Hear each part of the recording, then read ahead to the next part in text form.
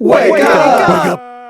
Snow White and the Seven Dwarfs was released December 21st, 1937. It was produced by the Walt Disney Productions, released by the RKO Radio Pictures. It is based on the 1812 German fairy tale by the Brothers Grimm, and it was directed by a bunch of sequence directors whose names I will not attempt to pronounce. That's right, this was also not directed by Walt, as many mistake it. It is the first animated feature to be produced in the US, and it was the first cell animated feature film. Now basically Walt picked and chose his favorite animators to start on this thing, and over time it just kind of got so big to where the whole studio was basically working on it now. And it premiered at this place called the Carthaway Circle Theater in LA. This movie made bank, y'all. Hollywood, that people just wouldn't sit still for an hour and a half of cartoons because the bright colors would hurt your eyes. Everybody get up and walk out. The highest ranking film in 1938. It made over 400 smackaroonies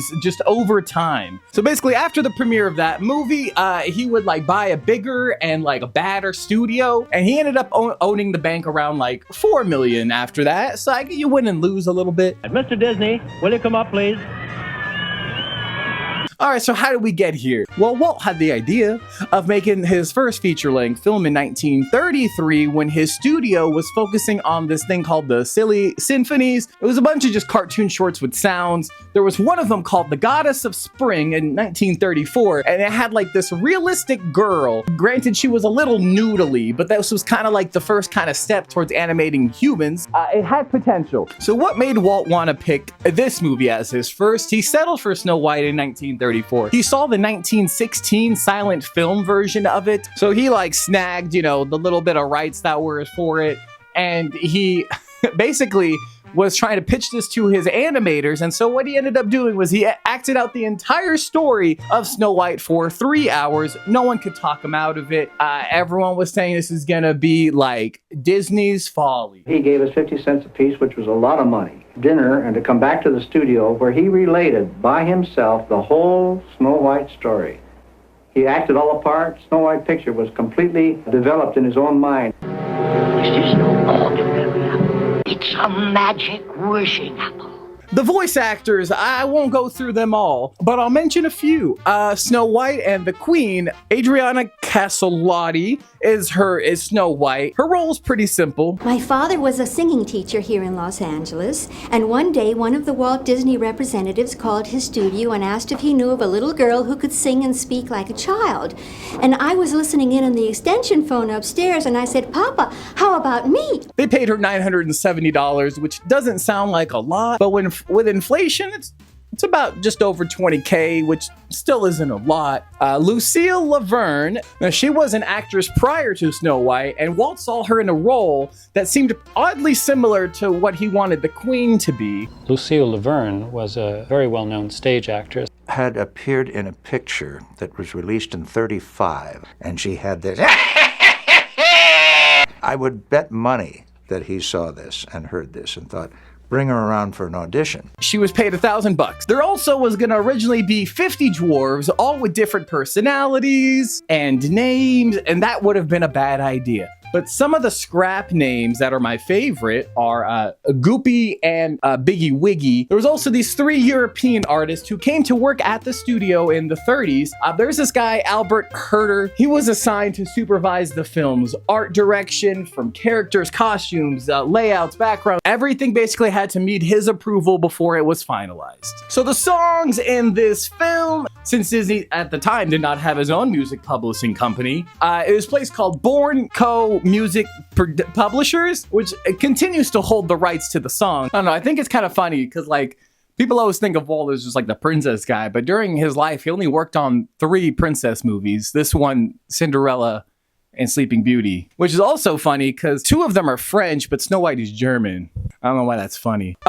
This intro is getting very long. I do have the Blu-ray of it. I feel weird because I started off doing the VHSs and then we evolved to DVDs, and now, granted, It's still DVD, but we got a Blu-ray. This is the signature collection. This is before Disney Plus era, back when the Vault existed. Now the Vault, I don't even think it exists anymore. Just all it holds is the racist stuff at this point. Yeah, this was a fucking beast to go through. There was a smack dub amount of features in this film that they attached to it. So I got plenty of clips to insert. I don't want to keep this intro going much longer, so let us dive into the film. I have a lot to say. All right, open shot, Walt Disney feature production. And there's that title card where it all started. Snow White and the Seven Dwarfs, adapted from the Grimm's fairy tale. The Grimm's, again, we will explain the differences between the two movies towards the end. Technicolor, do I need to explain that? Distributed by RKO Radio. Oh, here we go. Recorded at the RCA Victor, which when I looked into that, I got a bunch of these. So let's assume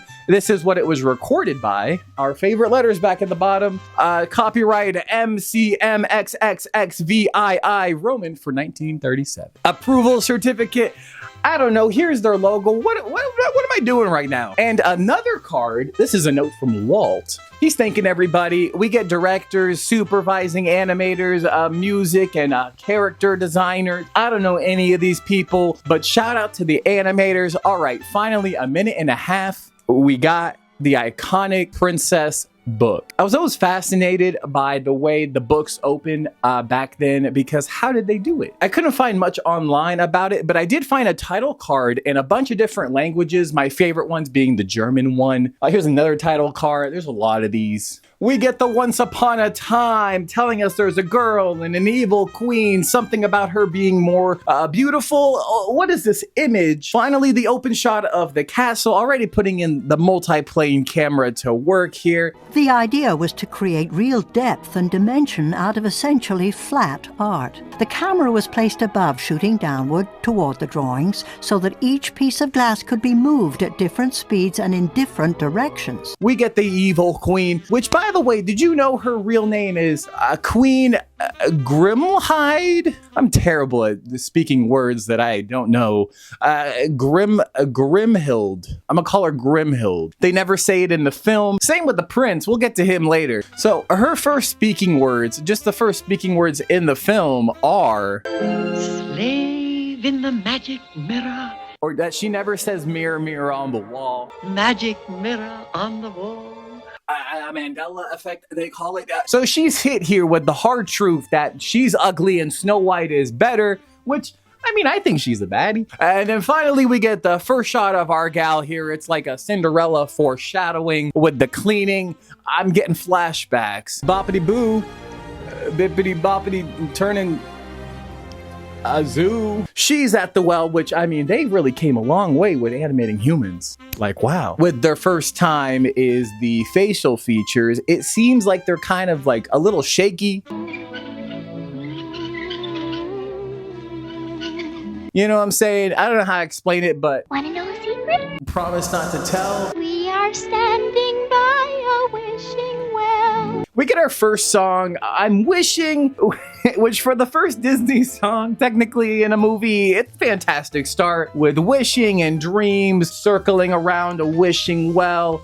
Here's me posing by that same wishing well. I was struggling, I almost fell in during this one. We get the first shot of the prince, who is never named in the movie like the queen. His name is Prince Florian. It's not charming. The company did give him that name years later, but also while the TV spots gave him the name of Henry or Henri. And the Disney parade calls him Prince Ferdinand. So he gets around. We'll stick to Florian for this one, all right, y'all? We don't really, I mean, he's not really much in the movie anyway till the end. So he overhears his Snow singing into a well. I don't know what they didn't have a lot of things to do back then. Which, can we talk about this shot? I don't know why he has makeup on or why he's sitting like that, but look at this prince go. He joins her in the song, catches her off guard a bit. But he's like a gentleman about it. Hello. Oh. Did I frighten you? Don't run away. She runs away. So he proceeds to keep singing. I like this song. I think it's called One Song, but like the way he conveys his desires here, I think is timeless. One love that has possessed me. I don't know. I think these two songs back to back are a pretty solid opening. They're still fucking quoted today. She even made the birds blush. So I'm guessing she enjoyed his performance because she then proceeds to close the curtain and doesn't see him again until the end of the movie. So the next scene, the queen is pissed, so she sends the huntsman to kill. We'll kill her. But your majesty, the little princess. Silence! I don't know if it's just a copy that I have, but the face is blurry. Bring her heart back, you pussy. Back to Snow, still singing. A huntsman is just kind of menacingly just in the back, staring, judging. She's concerned about the birds. So he whips that knife out, ready for the kill. He can't do it. Instead, he pussies out, lets it all out for her, telling her to run and hide. Of course, we get the iconic running through the woods that attack her. Scary faces in a pit, crocodile branches. She's not having a good time. When it's all over, she's on the ground. The animals come to check on her. They start singing with her. This is probably my least favorite song. I don't got much to add to this one. She vents that she needs a place to stay, so they drag her ass all the way to the dwarves' house. She roasts them a little bit. Oh, it's adorable. We love tiny houses here. Also, why does this raccoon look like he's seen some shit? She, of course, knocks before entering. Times were different back then. I mean, even the animals invite themselves in too, so why not? Since it's so dirty, she assumes they have no mother and they are orphans. Also, look at the way this deer twists its neck. Even the mom is like, yo, what the fuck are you doing? By the good graces of her heart, she says she'll clean the place up by the time they get back and maybe they'll let me stay. So she makes the animals clean most of the place up, honestly. It's honestly a good divvy strategy. I didn't know animals could clean that well or at all. This starts another song, Whistle While You Work. The deers help by licking the plates clean. Efficiency is key here. They sweep the dust under the rug. Not under the rug. Then they sweep it in the mouse hole. He is pissed. After some singing, cleaning up later, and this scene. This place is spotless, which, what if the dwarves liked it dirty? All right, next scene, and we dig in a mine. We just dig. Finally, we meet the stars of the show here. It's about 22 minutes in this film. Dopey is just being dopey. When the clock strikes 5, it's quitting time. They say it's home from work we go. All of my life until I watched this again, I always thought it's off to work we go. Hi-Ho song plays next. We know this one, right? I don't need to explain it. It's a classic. So back at the crib, she sneaks upstairs, finds their room, sees Sleepy's bed that says Sleepy. And she ends up getting sleepy. And so she sleeps on Sleepy's bed. Of course, as the dwarf boys are coming back singing hi-ho, every animal hears them except for Snow White. They all escape, leave her behind, talk about some real friends here. So the dwarves, of course, notice the lights are on. So they're like, oh, we gotta sneak in and fucking eliminate. I'm guessing like the comedy effect here is the shoes squeaking as they kind of sneak around. I know it's like a very used up trope, but for the time it must have been very funny to hear those squeaks. They are, just as I assumed, complaining that the place is too clean and that they don't want that. So again, killing her is justified. Sneezy's being loud. When you gotta. What a guy. The birds are trolling them by making sounds, which doesn't really help the situation of them being paranoid and really wanting to kill whatever is up there. So they hear the noise from upstairs. They send the dumb one to go investigate. Also, what is it? What did you see, Dopey? How horrifying is it, Dopey? Dopey does sound older than I assumed. They run away, leaving the boy behind. They won't let him out the door, and he flies back and makes the loudest noise possible, which still didn't wake up the heavy sleeper. Eventually, Dopey catches them up. He says, monster's sleeping in our beds. Let's attack it while it's asleep. Off with his head, break its bones, chop it to pieces, God damn. Everything's justified so far. Back at the house, they ready for the kill. They rip the covers off. Hold up, she's too pretty to die. Can we just imagine though if they did? What a scene it would look like. Cause like, I mean, what if they did it in the live action that's coming out soon? So you start gushing over how beautiful she is. So she wakes up. So they do this nose gag thing, which I'll let this guy explain it. They would pay you for a gag. If it was a good gag, you got $5. which is like getting 50 or 100 today, come into the bedroom and they sneak up and they peer over the top of the bed, and then as they come up, their noses pop over the top, one at a time. Boop, boop, boop, boop, boop, boop. That was my gag, $5. So I'm assuming the foot squeak gag when they come in is probably a $10 gag, you know, for the time. Also, don't make the mistake like me of searching Snow White nose gag on Google. I came across the wrong results. So Snow White, being the smart person that she is, she just wakes up, starts guessing all their names, guesses them all right. They say Dopey doesn't know how to talk, but he sure can yell. So she introduces herself. They all know who she is, that she's the princess. I didn't know who she was, even though I don't know how they would know that, because like she's technically a maid. She says that her queen stepmom is gonna kill her if she leaves, and the dwarves apparently know who the evil queen is. She's an old witch. She's begging them to stay. She'll clean, she'll wash, she'll cook. That's all they needed to hear. She stayed. Let's speed up a little bit here. They're getting ready for dinner. She's like, y'all gotta like wash your fucking dirty ass hands. So they're just taken aback by that sentiment. She makes them show them their hands. It's worse than I thought. Disgusting. How shocking. Not a bite until they're clean. Comes in and takes over the place. They are at her whim. But you know what's funny is that this specific scene leaked in the live action, and we're not getting that. So speed up a little bit here. They go to the wash. Women. They ask how to wash and if they have to wash places that don't show. It turns into a song called Bubble Ubble Dum. I'm a fan of this one. It's got a good chorus.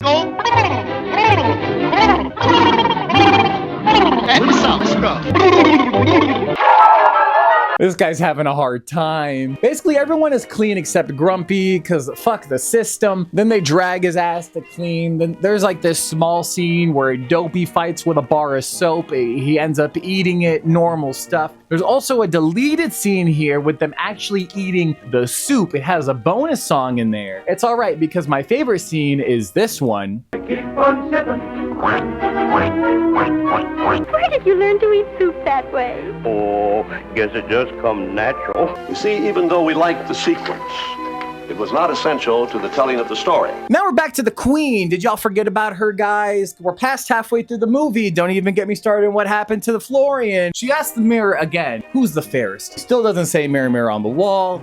He hits her with the hard truth. Instead, she's got a pig heart in that box. I honestly thought they were gonna show the heart, but they let me down. The mirror tells her Snow White's still alive. It tells her exactly where she is too, because magic. So she's been tricked, now she's pissed. So she whips out the disguises book. I figured she'd be into astrology too. She ends up saying one of my favorite lines in the movie. A formula to transform my beauty into ugliness. Let's pause here for a second. Let's look at these ingredients. Mummy dust, that's a good one. Black of night, that's not a hard ingredient to come across. The old hag's cackle, shouldn't be hard to create. Yeah, but that scream of fright, that's the hard one to get. A gust of wind to fan her hate for Snow White, and finally some lightning to harness because it mixes well. Ladies and gentlemen, that is the peddler's disguise if I've ever seen one. She takes a single sip, she made a little extra, and she starts transforming. It's a little gruesome. The bubbles aren't involved. I liked her better before. So back at the crib, they're dancing, they're yodeling. It's the silly song, that's the name of it. I hate the way she claps. I don't know what's happening here. So we get her dancing with them. That's most of the song. Dopey on the drums. I really hate the way their hands look here. Part of the chorus goes, the tune is dumb and the words don't mean a thing. So let's skip this one then. So they're asking her to tell them a story. She tells them that the princess falling in love with a prince stick turns into another song, which this one needs no explanation. Someday my prince will come. Not much to say about this one either, except that it was ranked number 19 in the greatest songs by the AFI 100 years. I guess that's a plus. Someday My Prince Will Come was originally going to have this amazing dream sequence to go along with it. Prince will come. After the song, it's time for bed because the grown men have a bedtime, so she pushes them to bed. They even offer her their beds, because they say they'll sleep downstairs, and yet she only takes up 3 beds, kind of. I don't know, privacy, I guess. Because, like, after she leaves, they all kind of fight with Dopey over a pillow. Which, like, isn't there like a bunch more pillows upstairs? So my favorite dwarf sleeping is Happy in the cabinet. So back with the witch, she's making the apple, she does the dip, from which, well, what I remember, it was green when it came out, not this blue tint. Maybe I'm colorblind. She finds the catch, though, of true love's kiss will break the spell. She's not worried about that, though, because no one loves her. She'll be buried alive. She is evil. Also, love the way she exits here. Buried alive.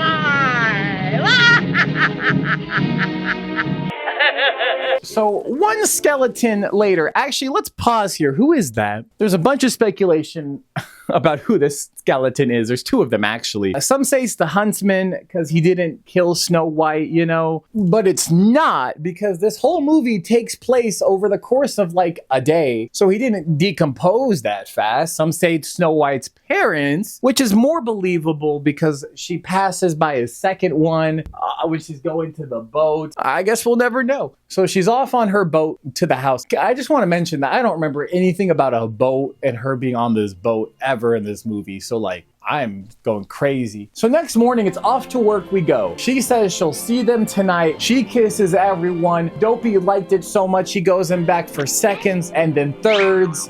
So she kisses everybody except Sleepy. Apparently this was an animation mistake, but when she does kiss Grumpy, who was the last one she kissed, I do think he is the only character here with like an actual character arc, because I'm not getting anything from anyone else. Okay, next scene, pause. What are we looking at? Let's break this down. We got Grumpy Cake, 1 squirrel, 2 squirrel with funny face, ugly lady. She asks what she's baking. Yes, gooseberry pie. It's Apple pies that make the men folks' mouths water. Like these. Let's pause on these vultures for a second here. This is like the first time they're introduced in this film with like 10 minutes left in the movie, and I wanted to know more about them. All I could find was likes, getting something to eat that's dead, dislikes when their food is still alive, status, active. They do resemble the Splash Mountain birds before the big drop, R.I.P. So back in the film, the birds start messing with the ugly lady as she's trying to give Snow White the thing. I'm assuming they do this because they knew something was up with the vultures just kind of sitting there chilling, staring. Maybe they thought that was bad news. Of course, Snow White just kind of brings her in the house after that because she was like, I'm so sorry you were bullied by my animals. She gets her some water. I shit you not. All the animals run to the dwarves. I also want to pause on these guys for a second here. Where do they work? Where do they get these gems? Who do they get these gems for? Who do they work for? Are they independent contractors? Who do they sell to? Did they build their own home? Is there an economy here? Big business. Hey, look!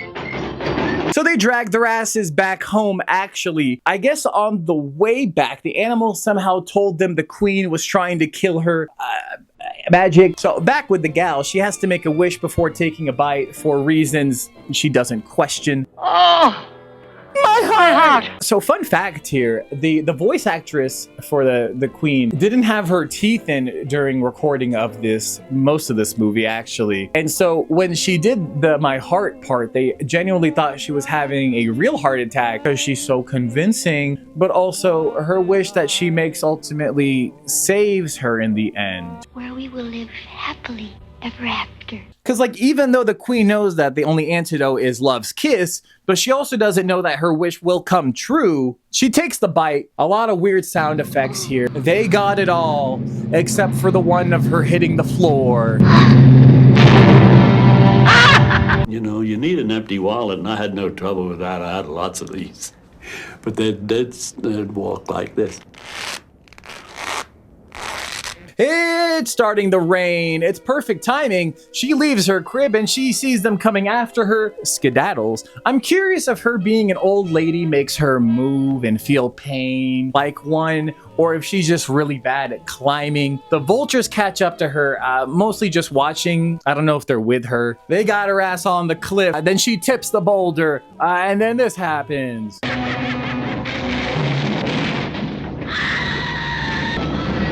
Oh, I guess they're not with her. Yep, they got a meal tonight. Good to see those guys. They don't talk much.